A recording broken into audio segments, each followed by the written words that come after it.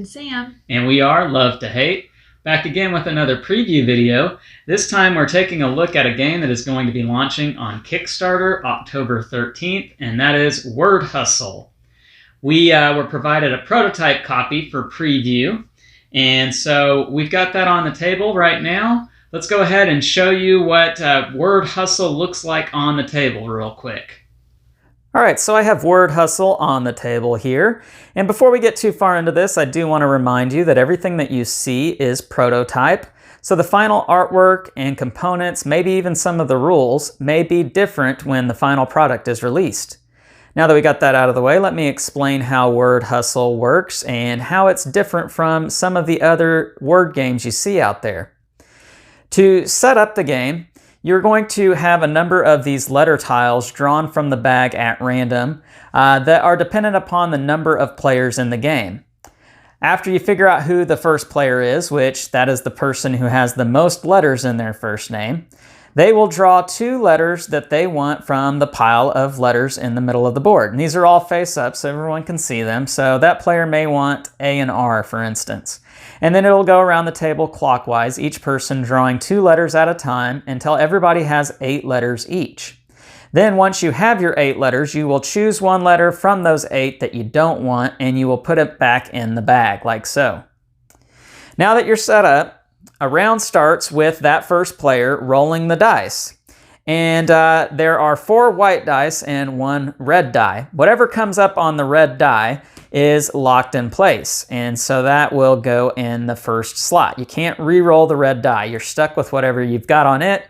You can, however, re-roll the white dice up to 2 more times after the first roll. What you're trying to do is get one or more of these different actions that you do when you have met the requirements for them. So for instance, draw means that you have to have at least 2 black squares. So for instance, these 2 black squares right here.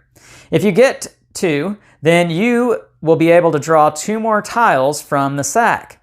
If you have 3 black squares, then you'll get 3. 4, you'll get 4. And if all 5 are the black squares, then you'll get to draw 5 letters from the bag. Pretty nice. If you get 3 of the bangs, then that allows you to steal 1 tile from an opponent. If you can get 2 of the little people groups, then everybody at the table will get to draw 1 from the bag. Again, whatever's on red is stuck in place, and so that kind of guides you into what you might be trying to get that round. So I would definitely want to get 1 more people group, but then I could try and maybe get something else like the 3 bangs. And I would get to carry out both of these actions. Everybody at the table will get their chance to roll the dice, and then once everybody has done that, everybody at the same time will use their letters to build a crossword puzzle. And normal crossword puzzle rules apply. You have to build words, going vertically from top to bottom, horizontally left to right. And anytime that you intersect letters, the words both ways still have to make sense. So for instance, this right here would work because go is a word, and R is a word, and or is a word. There you go. Now, the length of the letters, or words, does matter because that determines how many points you will get for each word. And you can see that right there. Now, 7 plus tile words are worth 20 points. So that's really what you're trying to go for. But notice that there's nothing higher than 7. So you definitely don't want to just pile on letters for the sake of piling on because you don't get any more than 20 points. If you don't use a tile, it's -1 point. And if you make an unacceptable word, it's -5. Well, what is an unacceptable word? Unacceptable words are words that are used in previous rounds by the same player. And so if you look back on the score sheet, you're going to write the words that you use each round. You are not allowed to use the same words from previous rounds. And so that is kept track because you wrote down the words that you've used. So for instance, if this is my crossword puzzle, I could no longer use the words go, are, or gas for the rest of the game. You also cannot misspell words, so spelling is important. Words that are always capitalized, such as proper nouns, Abbreviations and words that require a hyphen or apostrophe. Those are unacceptable. You'll receive -5 points for that. Now, there are a few tiles in the bag that are red. And so I've got some here, I think, if I can grab one. Here's a Z. Z is one of the red tile letters. And if you create a word with a red tile letter in it, you'll receive 5 bonus points with that. You add up all the points for your words and you'll write down the score in round 1 right here. And you keep your letters. So you do not put your letters back in the middle. You keep them where you had them. And then a new round starts. The next round, the rolling is done first by the player who had the most points in the first round, and then the second person who had the most points, so on and so forth. And that allows the players with the fewer points to go at the end of the round to possibly steal the valuable red letters, perhaps, from the players who are ahead of them in the game. Kind of a catch-up mechanic. Now, anytime that you are doing the crossword puzzle, I forgot to mention, the first player who finishes their crossword puzzle and are satisfied with the way that it is, so I may be satisfied with that and don't think there's anything else I could do better than that, I'm going to take the 1-minute timer and flip it over, and that just means everybody else at the table has 1 minute remaining to finish their crosswords. And when this timer is out, then all the letters have to freeze. They cannot be moved. And so that might mean that some players might have tiles that they didn't use that they're going to get negative points for. So there is kind of a little bit of a race aspect there to it. At the end of 3 rounds, the player who finished in second gets their chance to hustle the player who finished in first. Now, this is a unique mechanic in which the second place player gets one last chance to try to steal away victory. How that works is the second place player will take all the letters that the first place player finished the game with. They will also take the first place player's scorecard and look at the words that the first place player, that's hard to say, used throughout the entirety of the game. The second place player will get 2 minutes to be able to come up with a crossword puzzle that scores better than what the first place player finished with in the last round of the game, not using any of the words that the first place player used throughout the course of the game. If they are able to do so, if they are able to score more points, then they have just hustled the victory away from the first place player and became the winner themselves. If they are unable to, then the first place player is the victor, and that is how you play Word Hustle. All right, we're back, and now we're going to share some of our thoughts on Word Hustle. Sam, what did you think about this game? I liked it. I'm always a little nervous with games that you need to spell.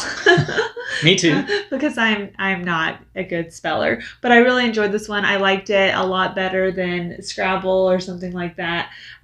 Because you can kind of make it your own. As little or as big. You're not dependent on somebody else's words necessarily. And I like that a lot.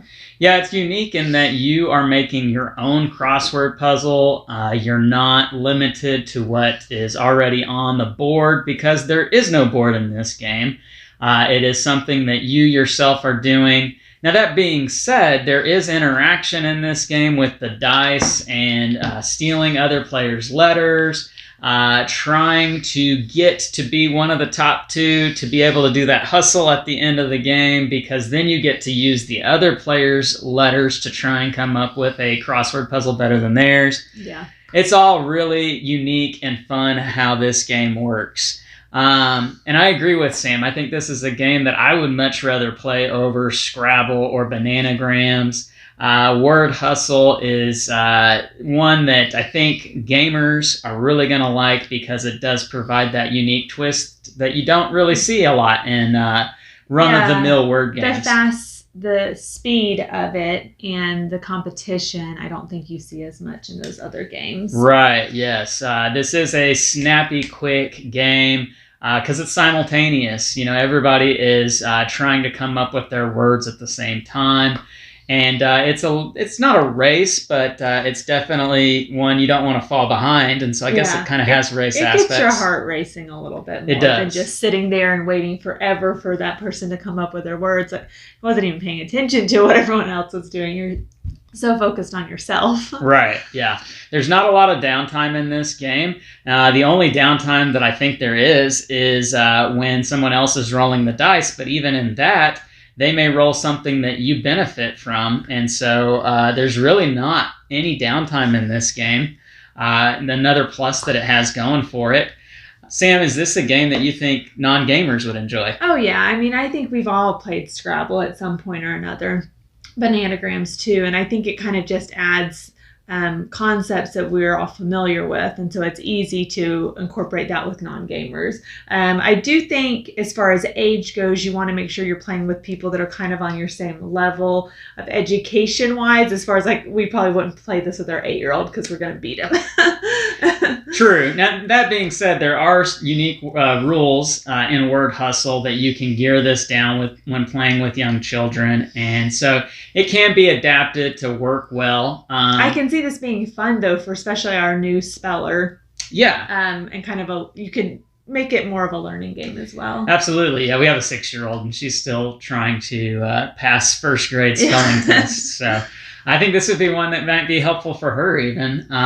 Expand vocabulary and that sort of thing. So very unique game with Word Hustle. What did you think about the actual hustle part in Word Hustle? You know, where you get that one last chance if you finished in second place to try to steal the win away. Wasn't it the first time we played, I got your exact score? She did. She did. With completely different words. So I finished first, she finished second, and she got the exact same score that I had, not using any of the words that I already had, because you can't do that. That's against the rules. So that's pretty crazy that it came out that way. It was super frustrating because I still lost. But it was fun. A little bit more pressure, I think. But it was so cool, like, you know, you get a second chance to win. Yeah, that's the thing. A lot of games don't have climactic endings. They just end, right? And someone's the winner. And somebody's the winner. Count up the points, somebody wins. This game is almost kind of like the bonus round on a game show. You know, where, yes, we know who the winner is, but let's see what happens next. And that hustle part at the end of Word Hustle is really cool how they do that. Yeah. I think that's something that other games should employ. Yeah. So, Sam, I get the feeling that you liked this game. This is one that you would recommend. Yeah, absolutely. We're traveling in December, and I think this would be a fun one to bring with us. Absolutely. Yeah, that's another thing, too. This is a very portable game. It's one that you could probably play just about anywhere that you have some space to be able to lay down the tiles. And so, yeah, very easy to get out, quick, snappy game. Lots to like about Word Hustle. All right, I'm Lance. I'm Sam. And we are Love to Hate. We'll catch you next time.